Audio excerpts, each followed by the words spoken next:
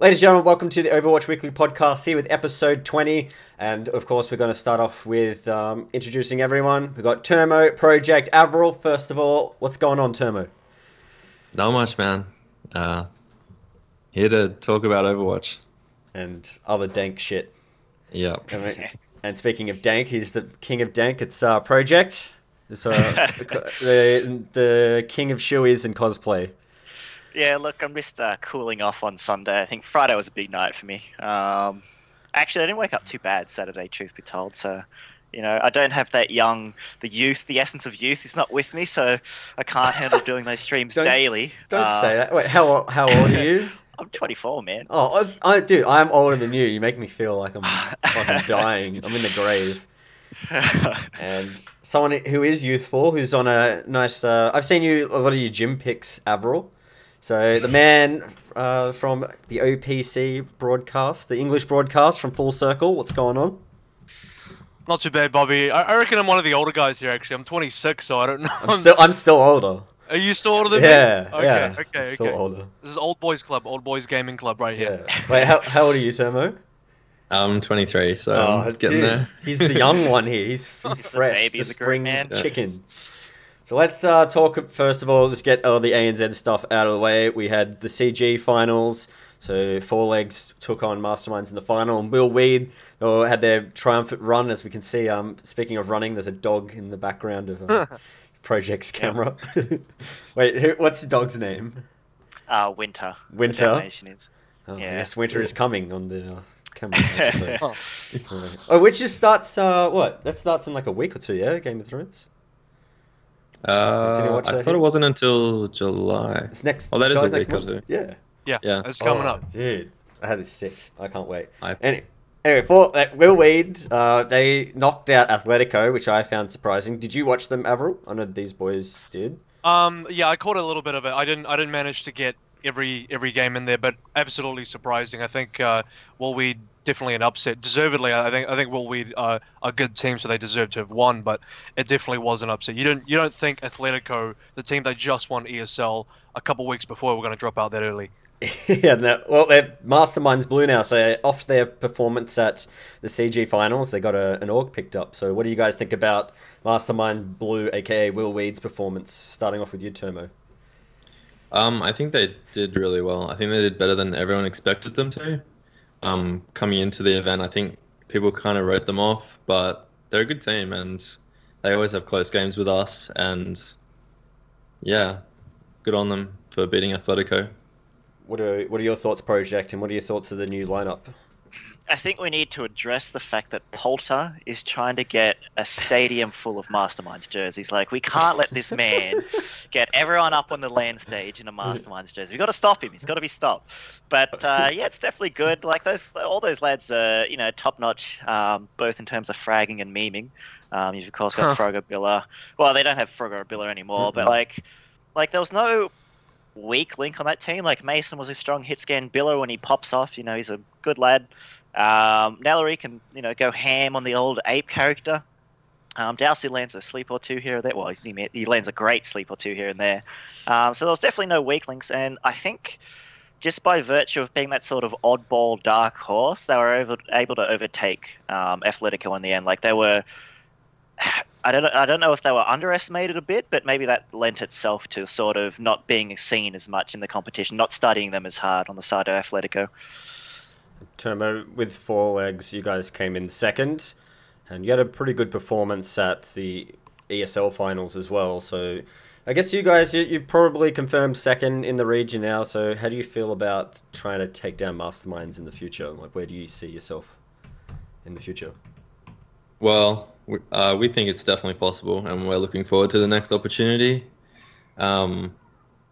Masterminds are a great team, but we don't think they're unbeatable or anything. I don't think anyone thinks that. That's what's great about the ANZ scene at the moment. Everything's neck and neck. Every team is so close.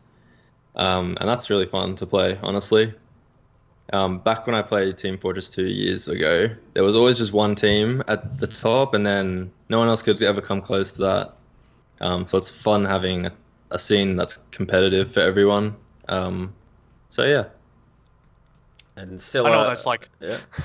Yeah. Well, you were back in the TF2 days, weren't you, Avril? I mean, Termo, you've had opportunities as being in that #1 team and then also playing against it, so you've sort of had that experience from both sides. So, for sure. And Avril, what would you want to see moving forward with the ANZ scene? I'd really like to see teams kind of follow in Blank's footsteps a little bit. I'm not talking like, yeah, get on a plane tomorrow and move to another country. I'm just kind of talking about explore scrimming options and competition options beyond just Australia and New Zealand. I think that's the next step, and I think a lot of teams are still very much in their comfort zone in New Zealand and Australia and the ANZ scene, and they need to be able to sort of move out, because as soon as you do step out of that comfort zone, and look, two New Zealand's World Cup team, we've scrimmed 2 Japanese teams now, and it's a huge eye-opener. Like, I've seen the international teams anyway, but actually seeing the ANZ teams compete against these international teams, you really get a sense of how far behind we might be, where the gap is, how we then might close that gap. And actually, Four Legs is a team which I believe faces got a lot of decent Asian contacts, so you guys are already ahead of that curve in terms of scrimming international teams. And then let's start talking about OPC, because that's up next weekend. Blank Esports just knocked out AHQ. So you're the man with all the OPC knowledge here, Avril. So give us your thoughts, first of all, on the happenings of last weekend. I think Blank was definitely favoured going into the weekend, as they had the home side advantage anyway. I personally predicted that AHQ were going to be able to come out top yesterday on day number 2. I thought it was going to be an AHQ victory, because AHQ then had the home side advantage, but also, you know, they get a chance to sort of change up their map picks and have more map picks favoured to them. And it was a little bit surprising, because they didn't really, in my opinion, take advantage of the map picks in the way that I thought they were. For example, they went back on Volskaya when they lost Volskaya quite poorly against Blank, so I was surprised they went and picked that one again, and they picked the Lijiang map again, and that's kind of fine because they were quite close in the Lijiang, but the fact that Blank were much stronger this time around Lijiang, and it looked like AHQ just didn't really bring it back in. The day 1 performance and the day 2 performance, Blank definitely stepped up a bit, and AHQ unfortunately didn't, and that really affected them. And you boys as well, what are your thoughts on Blank's performance, and what do you expect next weekend with the Flash Wolves and Blank matchup? Anyone can jump in. I didn't watch the games because my internet's terrible at the moment, but I thought Blank were going to win convincingly. Was I wrong in assuming that? I don't. Not wrong. I think that's fair. I think that's fair for sure. I think AHQ have definitely looked weaker going into the playoffs, and Blank have looked stronger going into the playoffs. So I expected it to be a Blank victory as well, but I never underestimate the top level Taiwanese teams, because I know they always got a sucker punch waiting for you somewhere, and that kind of did show itself in the early stages of day 1. So there is that. But I think you do bring up an interesting point, because Blank didn't convincingly take down AHQ. It was a bit of a struggle. So, you know, what does that look like now going into the grand finals? What do you think, Project? Look, I'd be wrong if I said I didn't want them to lose Saturday just so we had more more Overwatch to watch. He disagrees with you. Bye, Winter. Bye. No. Project, he's gone. Project Winter, we'll call that. Yeah. Well, let's get our predictions then on Blank and Flash Wolves. Do you want to start, Termo? I want to see Blank win it, obviously. But Flash Wolves seem like this titan in OPC at the moment. Even though I haven't been following that closely, I see the results, and I see Flash Wolves 3-0ing every team, including Blank, and it's hard to predict against that, I guess. What about you, Avril?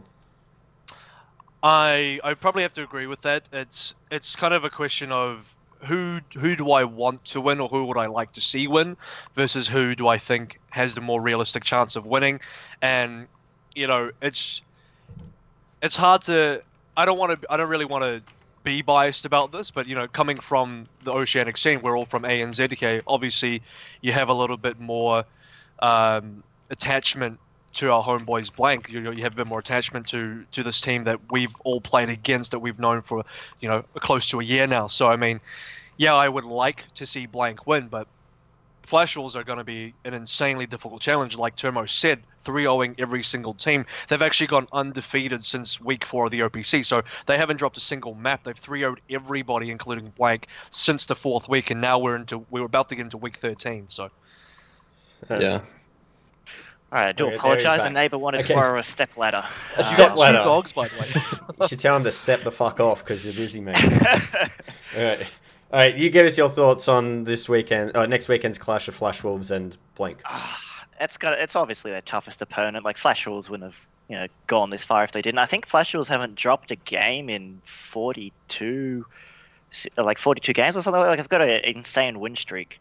I'll look it up. I'll actually look it up right now. It's really impressive. Like I seen a stat the other day, but like I think Flash Wolves are just on average just that bit better. Like it's like whatever it is, whether those guys are just more rehearsed, more strategic or something. But like there is like I think what I hear the common rumor is that they're looking like if they were going to replace a member, it would be Zonda because he's like the weak link. But like when you think about how insane that sounds, that Zonda is a weak link in a team. You just realize the level that they're on. Like Bacon Jack, somebody was telling me the other day back in season 2 he was 4.4k on the rating, and I was like, that's insane, man. That's actually super high for season 2 rating. And it just shows like he's just all those guys just make such good plays.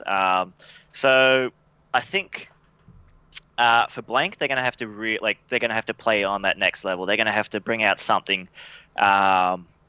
Like now Flash Wolves are going to have the time to study them, see what they like to do on each map, sort of get their strategies. That's going to make it a bit harder for them. But ultimately, I think they can do it. It's just going to be super duper hard because Flash Wolves just look so dominant at the moment. It's going to be exciting. 57 maps. 57 maps. Crazy. Do you think we'll see the new map being played? I don't. That really depends if the patch hits the tournament server in time, and even then, to my knowledge, it's not going to be included. But that don't quote me on that. I'd have to check myself because I'm not 100% sure what the deal exactly is with that. Yeah. But I imagine Horizon will not be in the pool, but who knows? That would be very interesting. No. It's an interesting map. Yeah. So it'd be very. What do you guys think? Brave. 2CP all over again. Like the spawn on the second point is just outside the spawn point. The spawn on the first point is miles away. But it's funny because Symmetra doesn't seem viable at all on that map, which is often like if you're going to put the spawn point that far away, you think Symmetra, but she's not at all. Like it's just such an open map. It's actually like ridiculously open. Yeah. So it's not like it's 2CP and they're like the no grav zone is like fun, but you don't go out there. Like there's a big health pack out there, but it's a huge bait to go out there because you move so slow, so absolutely slow. Do you think we'll see? I'll tell you who didn't want to see another 2CP assault. Blank definitely didn't want to see another assault in the pool. Yeah. Oh man. 90% of the community followed them too. Who wants 2CP, man? Come on. I want another payload. Do you know what? I've said this on this CyberGamer cast.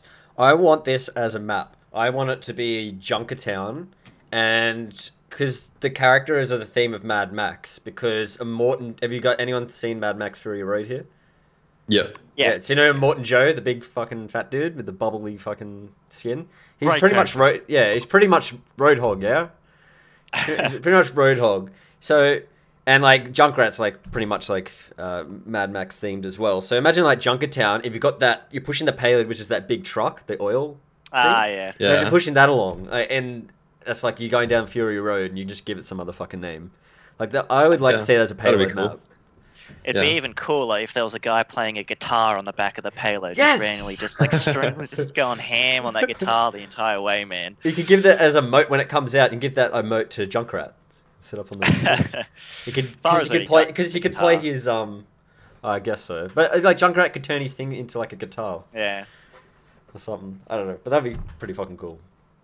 Because we need a payload map. There's only 3, isn't there? Yeah. Yeah. So we're due for a payload map, boys.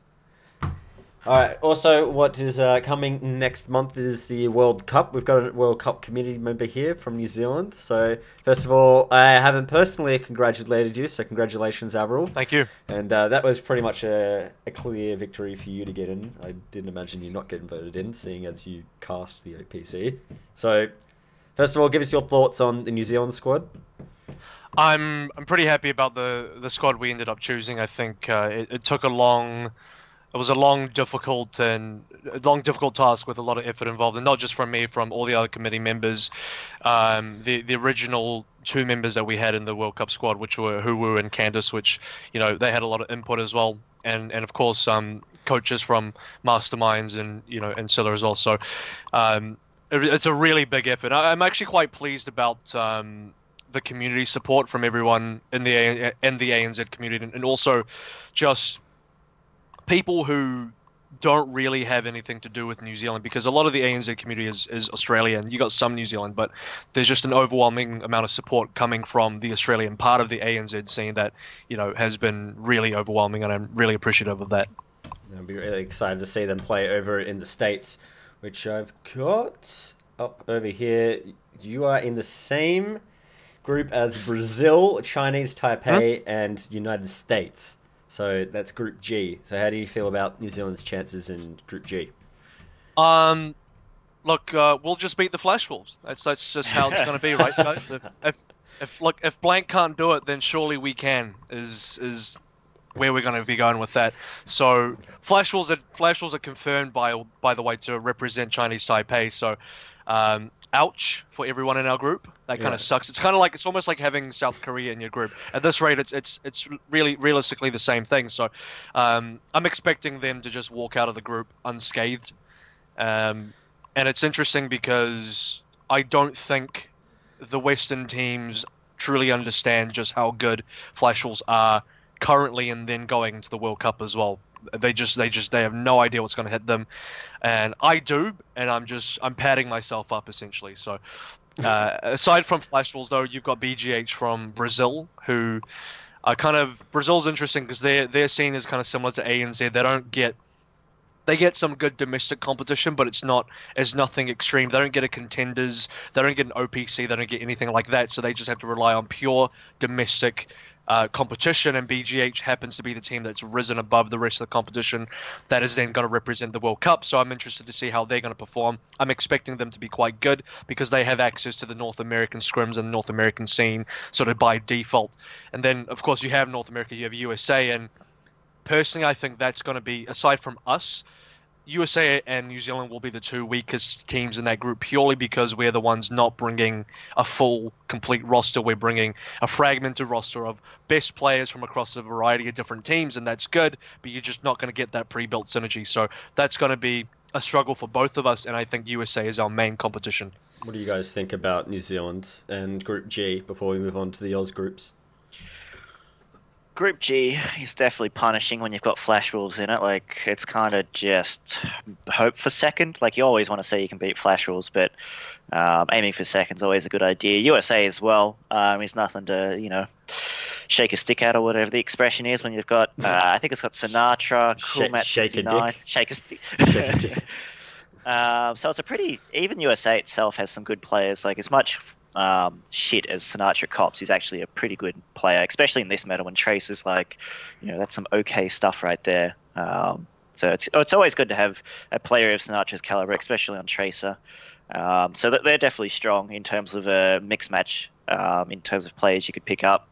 And I don't know anything about BGH, so yeah. Termo will kick things off with the Aussie group, because you were on the World Cup team last year, so you know this whole process, I guess. I guess this one's a little bit different, but it all ends up at BlizzCon anyway. So let's start off with Group C: Sweden, Australia, Italy, and Portugal.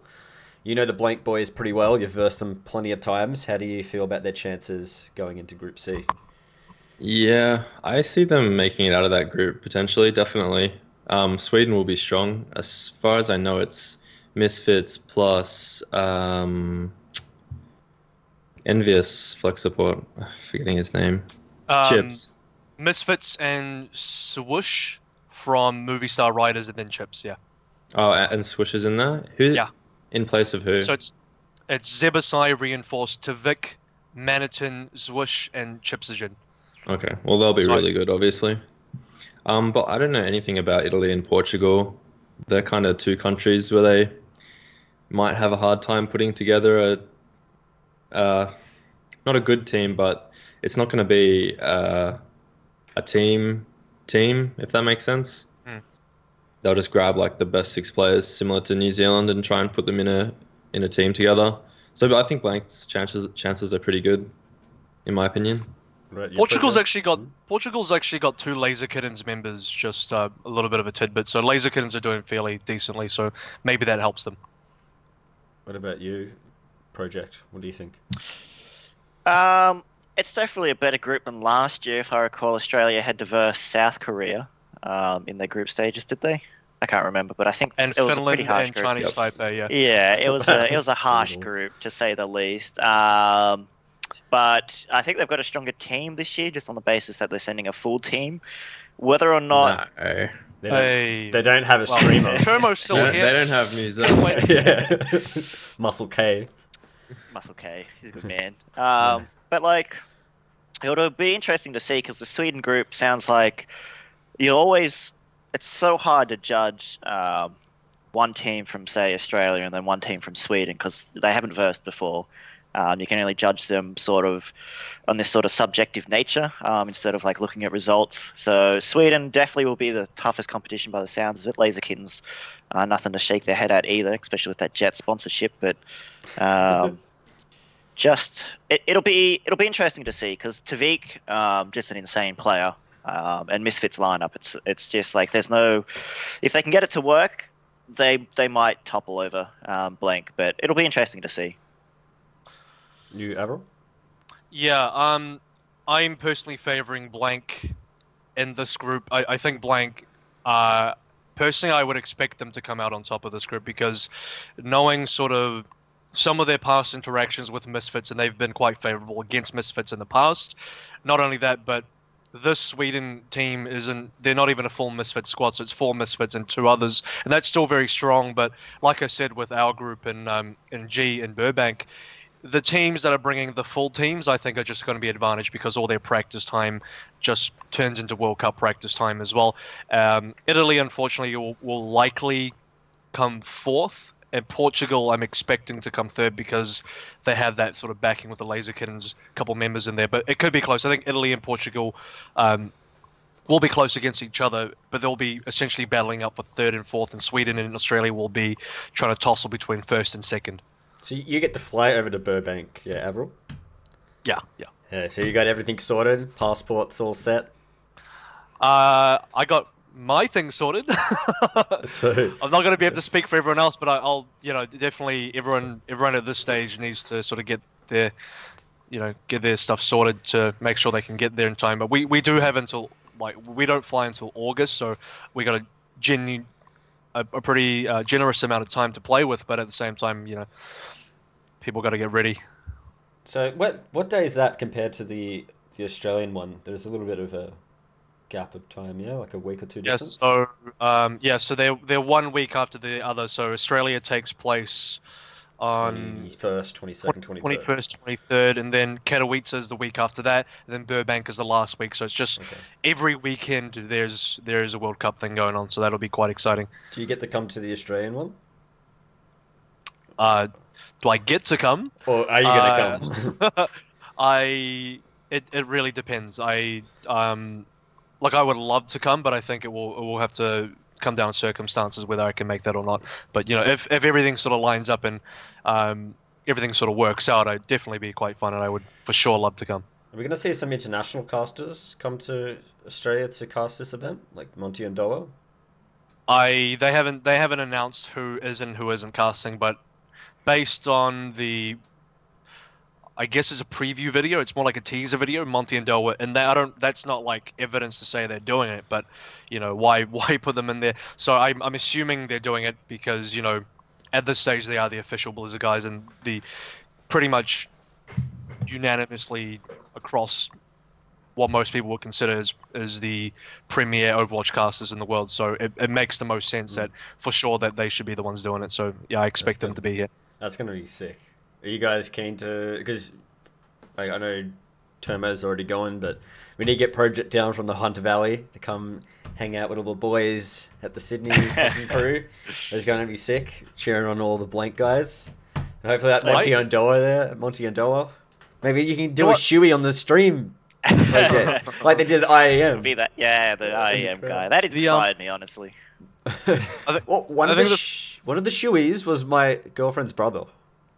Really? He got on the camera, but that was on the second day, not on the first. But when you originally saw the first guy, I am doing it, and the crowd was like going crazy, and all the Twitch chat were like, "Oh, it's fucking Australia, fucking shoeys at Australian esports." It's good. What were you gonna say? Should be fun. Yeah, I was actually going to mention something that I think is quite exciting for the ANZ scene is, you know, aside from just the teams we've listed playing against Australia, there's actually going to be 7 full international teams coming into Australia. So, you know, who's going to scrim them? You guys, that'd be quite exciting. Like Scylla, 4 legs, you guys are going to try and get a scrim against, you know, maybe Misfits or even, I was going to say Ninja in Pajamas, but, you know, no longer Ninja in Pajamas, the Finland squad. Yeah, there's also, you know, the Japanese squad as well, who, by the way, we've played bits of the Japanese squad, which is quite exciting. And then Vietnam's bringing over their full team, which is Cyzone VN. So that'll actually be a really good scrim experience for, I think, the entire Australian scene. I may have messaged my old friends from TF2, Zebasai and Zappius, so hopefully we can sort something out and get some scrims with them. But yeah, it'll be a fun opportunity. And I was also going to say, this World Cup event in Sydney is going to be great for esports in Australia in general. Because after IEM, there was a lot of attention brought to esports, and I think this will just compound on top of that and hopefully get people more interested in esports in general in our country. So it's a positive thing. Well, you need a follow-up event, right? Because I think IEM, people might see that as a fluke. People might think it's a one-off. So having the follow-up event kind of sits into people's minds like this is actually a thing, and it's, you know, it's here to stay. I got a feeling that IEM is going to be back next year. Going off the vibe of people that I've spoken to, that it was if it went well, they were going to bring it back. Because if you look at most places, they have IEM. If it does well, they bring it back the following year. And apparently it was a success. They didn't really have any issues, so I could see them coming back because it looks amazing on stream. Like all the footage they had of the city. Well, like it was awesome. Yeah, and everyone. I regret not going. Yeah, same. So I definitely keen for that. You went AVRL, didn't you? No, I didn't get to go to IEM. Yeah, some of the other Full Circle boys went, didn't they? Yeah. They went to like the VIP party and everything, hanging out. Pixie hanging out at the VIP party. I had my own VIP party by myself because I didn't go to IEM. So who came to your party? No, it was me. It was so VIP. VIP. I thought it was like, oh, you could have at least invited Easy. He was still in NZ, yeah. Smite was still in NZ. Yeah, we both had a bit of a cry. So embrace and hug. Next IEM. Next IEM. I've had the AVRL hugs before. I've been engulfed. Oh, look, that's SleepyTime, the famous Twitch streamer. All right. Well, so let's talk about the future of your team. So first up is definitely Scylla. Got a lot of what's the word? Got a lot of trialing to do because who's confirmed for your team right now? Confirmed. I like USMC. He's a good kid. Like is not confirmed. I don't know. Confirmed. USMC definitely. He's a good kid. He's underestimated, truth be told. People always thought he was a hog one trick, but just hog was super good to play, and that's no longer the case. But he's pretty good. I guess Molotov at this point, just because he finally got internet. So that's a nice thing to have. He no longer has to go to an internet cafe to do scrims. Yep. But past that, I don't think. Besides me, I don't think we've set our thoughts on anyone. Like, No, Bim wanted to go a more casual way. Like he hit me up and he said, "We're just gonna do if there's a tournament, we're just gonna participate in it, sort of casual, like literally no scrims, just rock up on game day, and just have fun with it." So I was like, "Yeah, look, I'm after a casual approach, but like I don't want to be rusty, so to speak." So, yeah, that was a bit too loose. Saf went trialed for other teams and explored that avenue.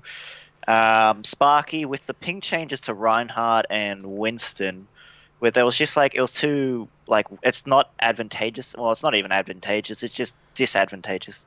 It's whatever the word is. It's bad to have a high ping player now. It's actually bad. It was always bad with Winston, but Reinhardt, the way the client and the server worked was that it was advantageous to actually have a player with high ping play Reinhardt. So there used to be stories of people VPNing to South America and Brazil and then playing Reinhardt on those servers to get some easy SR. But yeah, since those changes, we had to explore other avenues. So at the moment, we're trialing main tank, Lucio, DPS Flex, I think. I guess what the other thing is we need. With plot 1 disbanding, there's some free talent there. Yeah, look, we've been trialing a Lim, and he's just an all-around pretty crazy personality, pretty good guy to hang around, truth be told. It's never a boring moment with a Lim. Master of the Mudfish. Yeah, it's always good to have the Mudfish specialist on your team.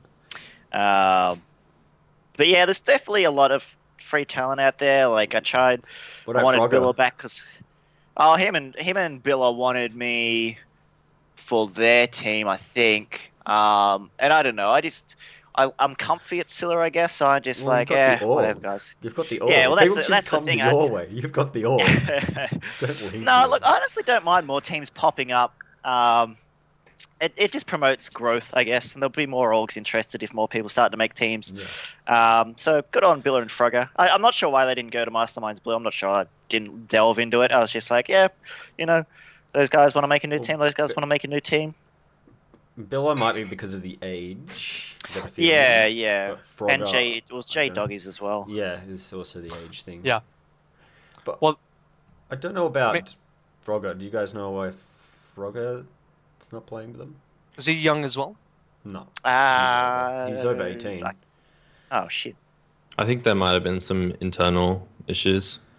Possibly. I have no idea, but that's just what I heard. That's on the rumor mill.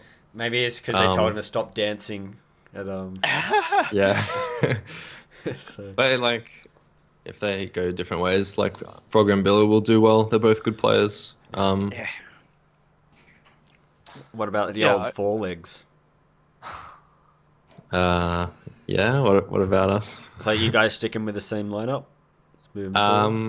No. We're currently trialing a replacement for Wuvo. Yep. And hopefully that'll be finalized by the end of this week. But we've got Anime Fan, Billa, and Stunner trialing at the moment. So some pretty strong candidates. So you'll be back on the same squad as Anime Fan because you two play together quite You guys a are lot. in separate. Yeah. It's Possibly. We'll see. destined to be together. But That's funny. yeah. That's funny because I remember all the TF2 stuff from back in the day, and there was a period when you guys were at each other's necks, and then you loved each other and you hated each other, and it was this. It's a love-hate relationship. But I guess as time goes on, everyone gets older as well. Back in TF2, you would have been under 18 then at that point. Yeah. So it's a lot different once you start to get into your early 20s. And you've been in the scene for quite some time.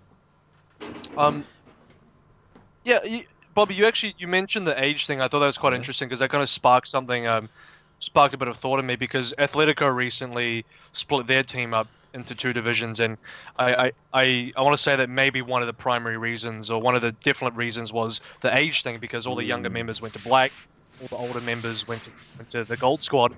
Yep. And it's interesting that maybe Will Weed have kind of done the same thing in terms of age as well. It's possibly a factor why J Doggies and Billa are no longer on the team.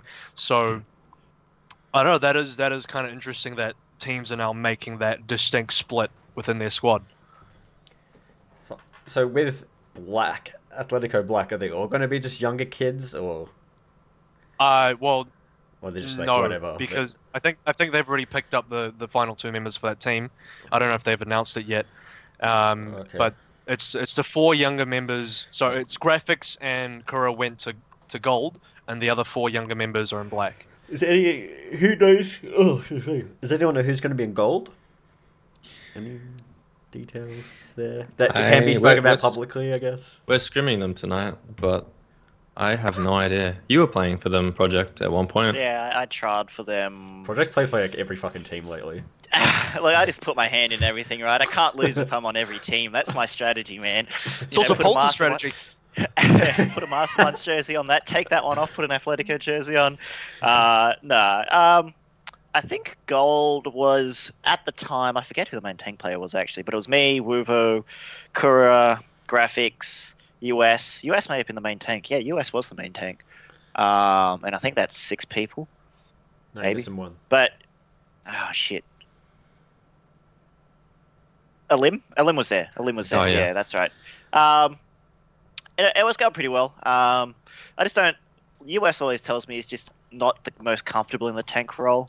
I mean, he's just good at everything, so it's hard to sort of fault him playing anything, but yeah, he's just so good at other things. And ideally, if Roadhog comes back, or if Roadhog's underestimated at the moment, like, you definitely want that guy on Roadhog, because it's nutty. But it's just not limited to that. He's pretty much a good tank, everything flex. So yeah, that was the Atletico gold back Wednesday that was. I don't know who else they're trialing for the roles. We'll find out Tuesday, I suppose, yeah? At the Open. Oh, yeah, it's the roster luck, yeah.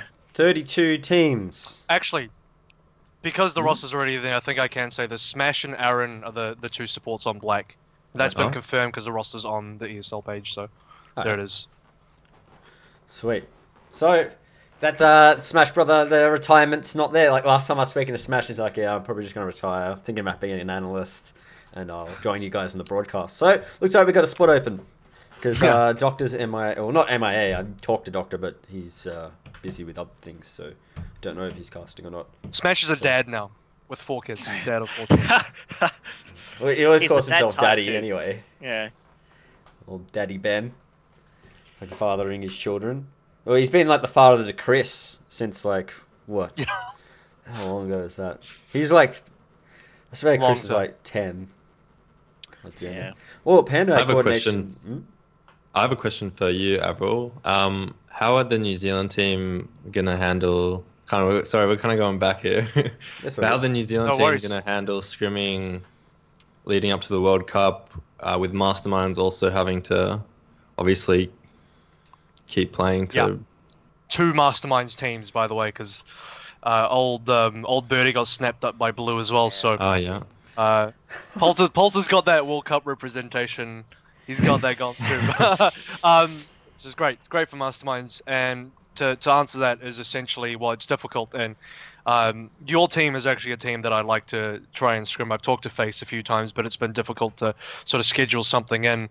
I think you guys are generally quite booked out, and hopefully with you as well, Project, once your team sort of gets running, definitely like to explore scrimming you guys. But earlier on I mentioned that we've started now experimenting with scrimming the international teams. We've scrimmed a couple of Japanese teams now, and that's kind of where we're going as well in a sort of sense, because there's the kind of advantages we're sort of saying, look, hey, it's the New Zealand World Cup team.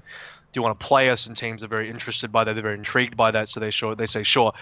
And the other thing is, I mentioned earlier as well, I think it's a good idea in general for ANZ teams to be branching out internationally. So that's another reason. And then also because it is difficult to find scrims because of the reasons you listed. We've got a bunch of Masterminds players. We got, even when you look at Sign from Atletico, that kind of makes it difficult for us to scrim Atletico Black. But, Atletico Gold coming online, that's another opportunity. So, we lose some scrim opportunities, we gain some, and we just try and make it work.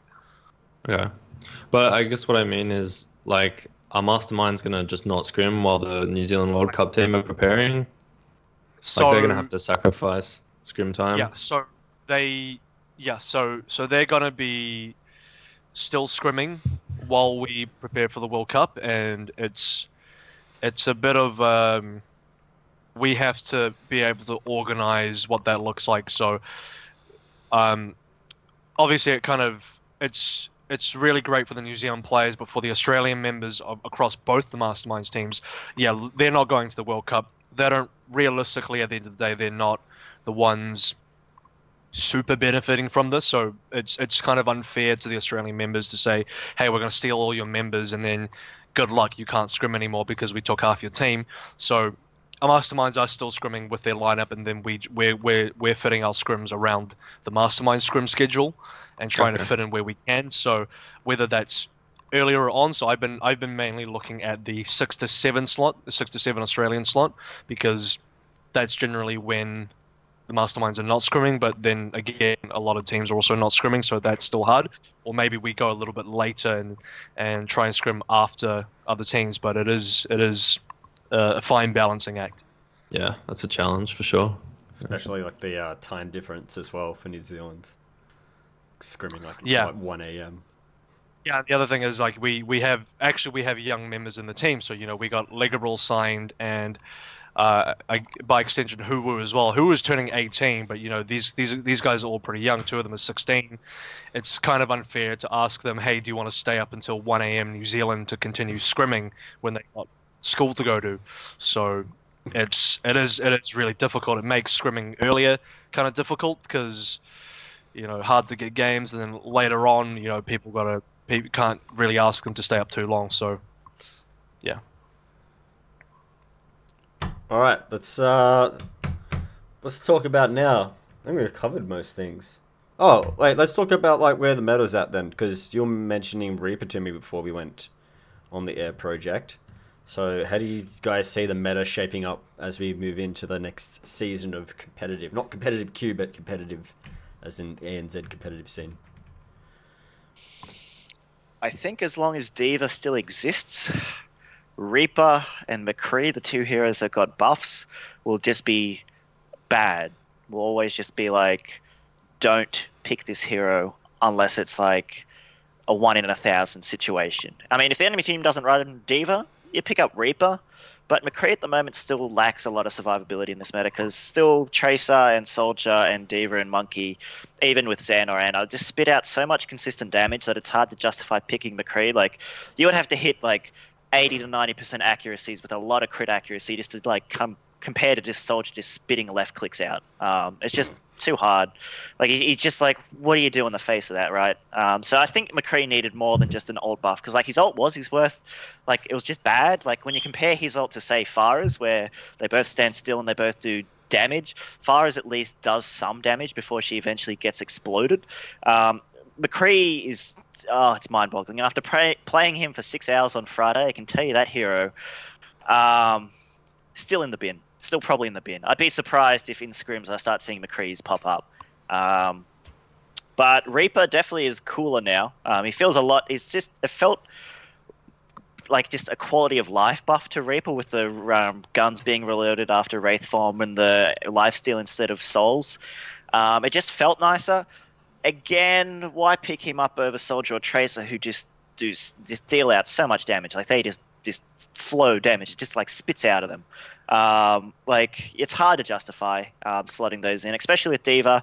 Like Soldier creates a problem for D.Va in that his ult lasts for whatever 6-8 seconds, and he can run around. He's still mobile. He can still that. Reaper, D.Va still blocks it. Like it blocks it the same, but it's a static, hero that's just spinning around like a tabletop, and it's a lot easier to stop that. It's a lot harder to pull that ult off. You don't drag away D.Va.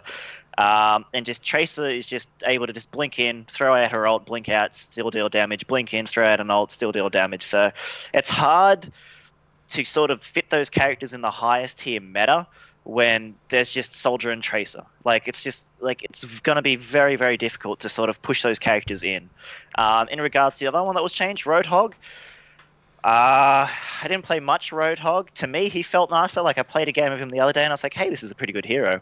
But I hear a lot of complaints. I hear a mixed opinion, truthful. But I definitely like the change because when I got hooked the other day, and I didn't die, I was like, "What the hell did he miss? Like, what happened?" And then I realized, "Oh no, he can't do that anymore." And I was like, "Yes, that's a good change." But is it too punishing? Probably. Like Roadhog was just always such a funny character to balance when his whole toolkit revolves around one-shotting you. Like, it's just like there's a very fine razor edge that you walk when you make a character able to just one-shot you constantly. Like, all his gun one-shots you. Like, it's like, as long as you're playing Tracer and those nimbly-bimbly characters, just potential to one-shot was just too high.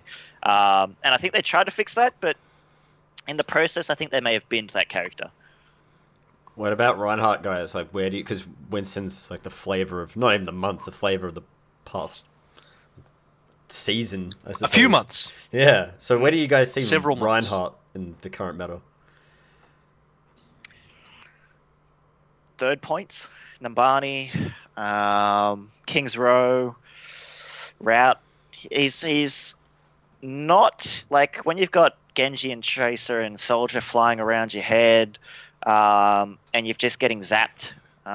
It's just so hard to justify having the Reinhardt who can either hold his shield and swing, or the Monkey that can drop the bubble and do damage. Like, it's just a hard justification, especially with the ult changes.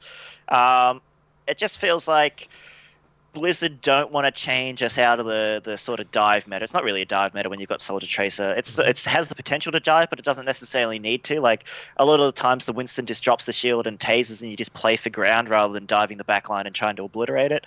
But it's hard to justify Reinhardt at the moment, especially with Zen still being around. Like, as soon as Ryan gets Discord on him, he's just like such an easy target to rip apart.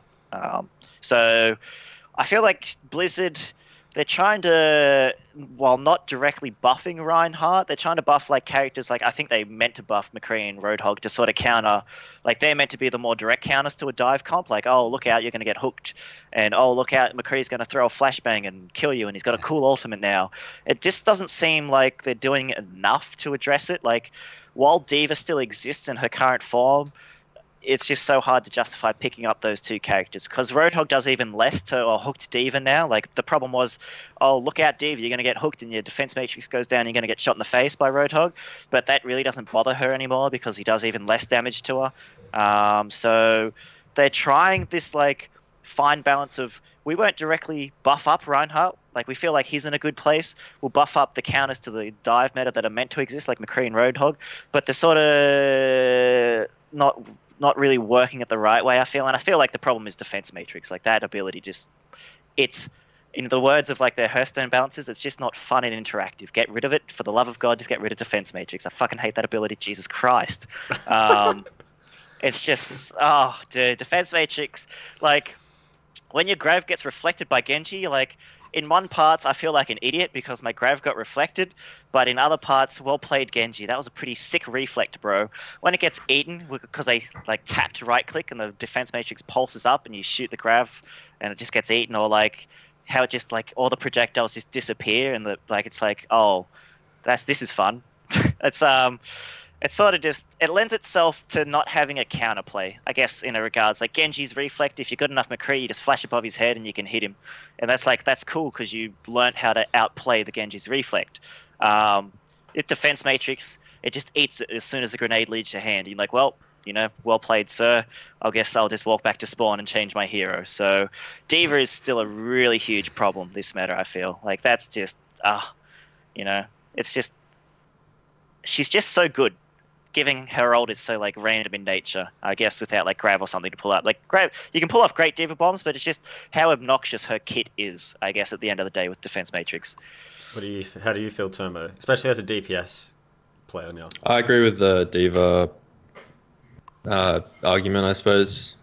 Her defense matrix is probably one of the best abilities in the game. Or probably is the best ability in the game. I was going to say no Reinhardt because we are obviously in a dive meta, and I think that changed from 3 tanks when Ana was nerfed way back. But he's still being used on third points where the play kind of slows down in a way.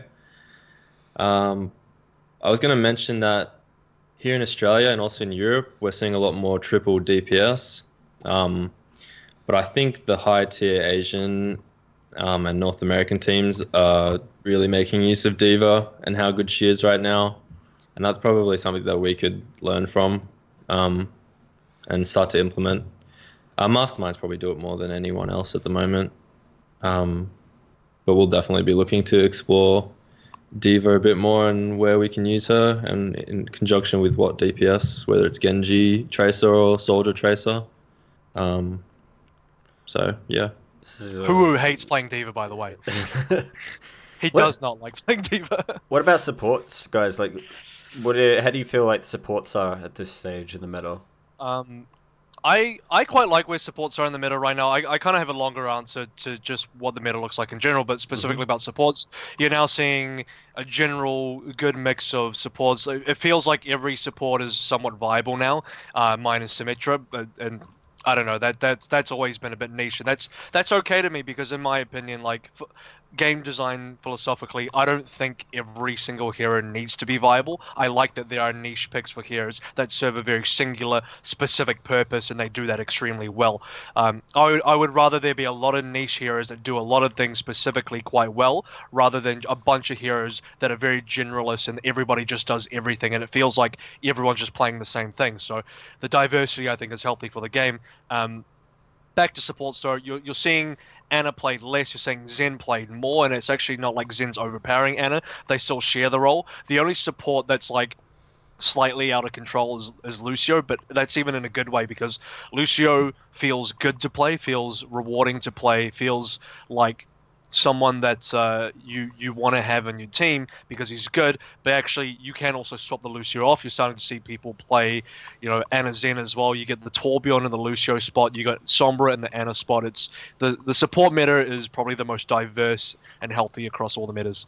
Even Mercy.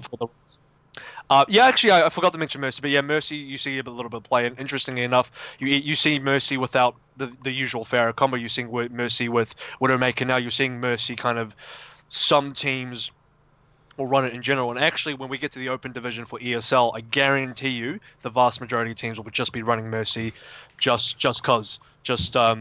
In the sort of competitive meta, like Mercy is by far the highest picked hero, and actually like there's a decent amount of complaints towards Mercy as a hero that's problematic that we don't talk about here. We talk about D.Va being problematic, but a very good D.Va player does look problematic at a high tier level, but actually when you look at 95% of Overwatch gameplay, that's Master or below, Mercy is the most problematic character in there. We just don't see Mercy here. Let's talk about the Overwatch Open Division. So that starts this Tuesday. So Termo, how do you feel this will help the scene? And I guess it's a pretty throw you under the bus sort of question, I guess, but how do you feel about the Overwatch Open Division? I guess is a better question. Yeah. Wait, your mic's not working. Oh. There we go. Hello? Yeah, I can hear you now. Hello. Yeah, okay. I think it's good that Blizzard are stepping foot in our region after all this time. And I'm hoping that the Open Division will lead to something bigger and better for the teams that do make it to the top of the Open Division, whether that's contenders or whatever it may be. I'm hoping it's a bridge to higher level professional play, and if ANZ teams can follow that path and take advantage of it, then that's probably really good. And is Scylla playing on that on Tuesday project? Yeah, we got it. We just got to figure out the roster and stuff by then. Do a lot of work, all that boring stuff. Is there roster locks? 30th, I think you have to get the roster in. And you have to play with the same one every week. Look, I haven't exactly checked the rules on it. US is just like we have to get the roster in by 30th. I imagine there's no way you can play with someone that's not on your roster. But it starts and you can have subs though. Tuesday, yeah. So... Yeah, it starts this Tuesday, but roster locks aren't until the 30th. Okay, so you can have 1 week to test things out. Yeah, I guess so. Yeah. That's not too bad. That's pretty good. Actually. I quite agree with Termo actually. In terms of it's good that ANZ is getting a bit of love over here, and it's what I'm really happy about is Blizzard directly stepping in to provide something for the entry-level players, because I think one of the biggest disconnects, and you guys will all know about this because we've been here for a year now in the ANZ scene, and all the pen and paper moments and whatever, all the memes, and it all sort of boiled down to the fact that, look, there was a major disconnect between the majority of the player base and us here in the competitive scene. Like, people don't know about the ANZ Overwatch Discord. You can tell them about it. They might not even want to join. I wouldn't tell anyone about that Discord. No, okay, so you probably wouldn't want to. But tell them about the whirlpool, the watch point. That just speaks to, you know, that kind of just proves the point almost. It's like, you know, it's very difficult to get the majority of players into competitive Overwatch. So someone needed to step in to sort of bridge that gap, and that's someone, I guess it had to be Blizzard, because no one else could effectively do it unless it was Blizzard. So the fact that they're able to do that now kind of solves a lot of the problems, or at least it moves in the direction of solving the problems that we've had and every other scene has had, which is you get the guys that are really interested in competitive Overwatch, and then you got everyone else. And how do you get the everyone else into the competitive scene? And now you're seeing that, because when you go to the ESL sign-up page right now for Open Division. It's locked There's out. There's a decent amount of teams in there. A lot of teams we've never heard of. None of you guys will have ever heard of. And in the free agent pool, there's over 100 players, and a lot of them, some of them will be guys we know, but the vast majority of them, none of us have ever seen or heard of. They're guys in 3500s, and that's cool. This is their opportunity to now get in here, and their opportunity to try playing competitive for the first time. So I would like to hope, optimistically, this sort of paves the way to having the most healthy and active competitive scene we've ever seen. I think it's full, yeah? It's full 32 teams. It's all locked out now. I didn't know there was... I don't think there's a limit. I'm not too sure there's... 32 was the limit, I'm pretty sure. Because I know... Because the American ones have over 100 teams, so I don't think there's a limit. So I was having a look... Wait, we'll find out for you in just a second. And the other thing is, while you're looking at that, is the other thing that Termo said was, you know, where does this lead from now? Because the North American Open Division leads directly into contenders. We've now got confirmation that the Korean Open Division leads directly into Apex. So while at the moment our region, our Open Division doesn't lead into anything for now, we thought maybe is there an opportunity it leads into OPC? Because OPC for us is our Apex. That's our contenders as far as I'm aware.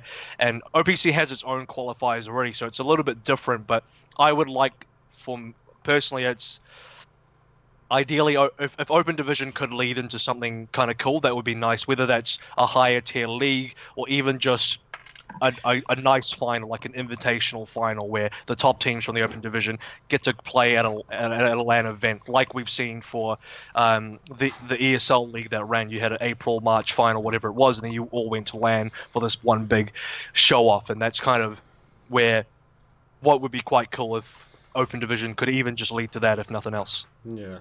No, you are correct. I just checked. There is no limit. I just thought there might have been 32. It's at 31 teams. So it's pretty fucking good. 31 teams so far. The Korean one leads to the Challenger Series, doesn't it? Their Overwatch Open leads into Challenger. Yep. Yeah, so these sorts of pathways are always going to be good. Especially because, I guess, without them, like, people can't get that experience to eventually rise up. Like, skill rating means one thing, but, like, you need that experience in terms of a scrim environment to sort of push yourself further, know what you're doing wrong. Because, you know, matchmaking just won't promote those sort of mistakes that punish you. It doesn't lead itself to a sort of team environment. So it's definitely a positive step, I feel, especially for Blizzard to be the one doing it. I'm just reading through these rules. It says elimination after 7 losses. So once you've lost 7 times, like over the course of... It's just Swiss, isn't it? Yeah. So is that over the course of the series, like from all the rounds? Once you lose 7, you're out, or is that each? I assume so. I don't see how you'd be out, because if it's Swiss, then you just naturally be out if you don't make the cut within a certain range. So game mode best of 7,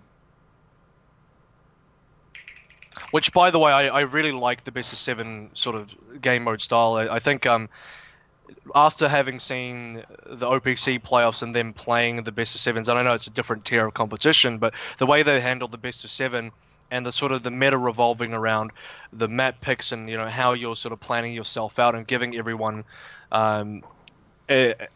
more chance, seeing more maps across different game modes, because the Blizzard rules force game modes, and something we haven't actually addressed in this conversation, or really realistically in ANZ, is map drafts are not a thing an international competition by international standards, there's no map bans. So the fact that ANZ are still doing map bans, I think we're falling behind a little bit. And I maybe unpopular opinion here, just my opinion, but I think we got to get rid of map bans. It's not the standard that the international teams are playing at, and we need to be A, meeting that standard, and B, seeing the benefits of not having the map bans, because teams should be preparing for a wider variety of maps instead of just focusing on the just a few because they feel safe due to map bans.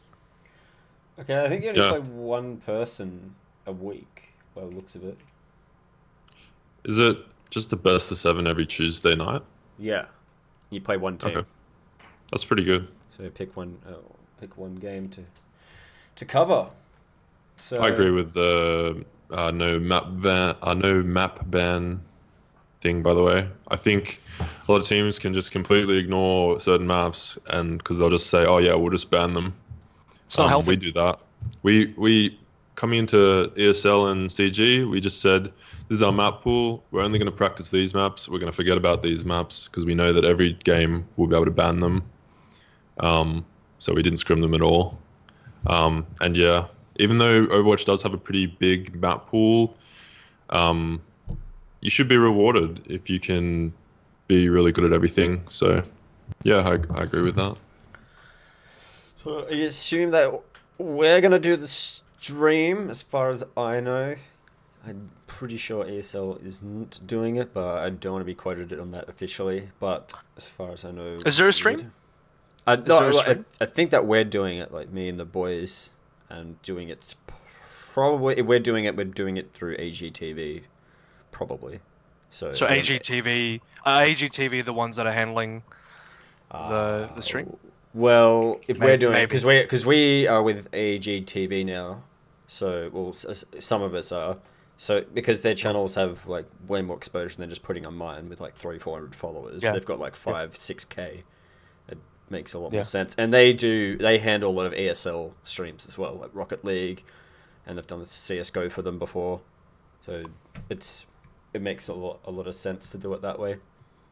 And it'd be good fun. But man, that's we only pick out one game then to broadcast. A best of 7. And actually, it's a good opportunity for teams to get that experience too, because there'll be a lot of teams that have never had a match broadcasted. I would actually say this is a very tricky thing, because on one level you want to broadcast the best matches, so you're gonna pick the 4 legs, you're gonna pick the Scylla matches, but on the other hand, all the other new teams are gonna miss out. So if there's some way there can be a balance there where teams that wouldn't normally get a stream can somehow get there, it's just a sort of because what the goal of the open division is to sort of bridge over everyone into the competitive scene, and part of that is through the broadcast as well. So hopefully there's a good way to be inclusive in terms of the broadcast. I'm not saying you guys need to do that, but I think it would be an interesting thing to consider. Yeah. All right. Well, it's almost scrim time for you, Termo. So let's start wrapping things up. Anyone got anything to say before we do shout outs and all that sort of shit? I think we covered most of what's been going on. Yeah. Shout out to Winter. Shout out to Winter. I'll throw the sign up link down below, and then I will have an announcement on CG where we're going to move the weeklies to, because clearly not going to be on a Tuesday, as I mistakenly threw up in the Discord earlier this afternoon. So hoping maybe a Thursday. That's something that whoever's listening to this part of the podcast, go into the CG Discord and let us know what is a good day to have the weekly on, so we have 2 competitions running each week. So other than that, Termo, shout outs and thank yous and all that shit. Thanks for having me on the podcast. Shout out to my team, 4 Legs. And good job, everyone, in the ANZ Overwatch scene and community. Let's keep pushing it forward. And then, we're doing it. And then you, Shuey King. So shout out to everyone that actually tuned in for that Clown Fiesta, we'll put it as. And just to sort of announce it, I'll be doing one of those each month where I dress up as a new hero and do shoeies. So that's a good bit of fun. Like ever since that IEM bloke did it, it just inspired me to be like, this is an Australian theme that I can bring to Overwatch, like shenanigans. So I'm taking it worldwide, hopefully. Would you ever do it from Ronnie's shoe? Yeah, look, it'd be a bit more than 5 subscriber points though. It'd be, bridging on 20, I think. But all in good fun, yeah. Shout out to everyone that tuned into that. Shout out to everyone that's making waves in the community. Like, there's a lot of new teams. Like, you've seen Billa Frogger, you got Masterminds Blue popping up. Nessie and his gang, I think they're making a new team. So just like keep at it, I think. Yeah, Pandai as well with Igo on that. I think just like keep at it. Don't be disheartened or just disenfranchised when you don't get results. And just be in it for the fun. Like, I've had a couple guys that were like, yeah, I just didn't enjoy that play style. I'm like, that's fair enough. Like, but fundamentally, they still enjoy playing Overwatch. So, those like this, it's not for everyone. But it can be a bit of fun that most people just won't experience in your public matchmaking and stuff like that. So, especially in Australia where everyone's just a mute, and if you start to speak, they just cut you down. They don't want to hear anything. But yeah. Well, thank you for I'm sure the ANZ Overwatch Discord would appreciate you telling them to shut the fuck up. Mercy main, by the way. Yeah. So AVRL, of course, from Full Circle and the OPC broadcast. Anything that you want to? Yeah, I think as well, ANZ scene is definitely moving in a really nice direction, and Open Division is such a massive thing for this region because it's something that we've needed for a long time, and I really hope people don't get put off by the fact that maybe they don't think the competition is high enough, or maybe they don't think the prize is good enough. It's not about the prize here, it's about, this is the first competition that really brings the greater ANZ community outside of our little Discord together. So that's really important. So I hope everyone gives it their best into that and really pushes that forward. And with the broadcast that you guys will be doing as well, BobbyJ, I hope everyone tunes into that so that really the ANZ scene gets as much exposure and viewership as possible and can really just boom. And on top of that, on the other end, assuming this podcast comes out before Blank go into their grand final, comes out tonight. Well, there you go. It comes out before, I would say, look, Blank are going up against the toughest competition in the entire region for us. So they need as much support.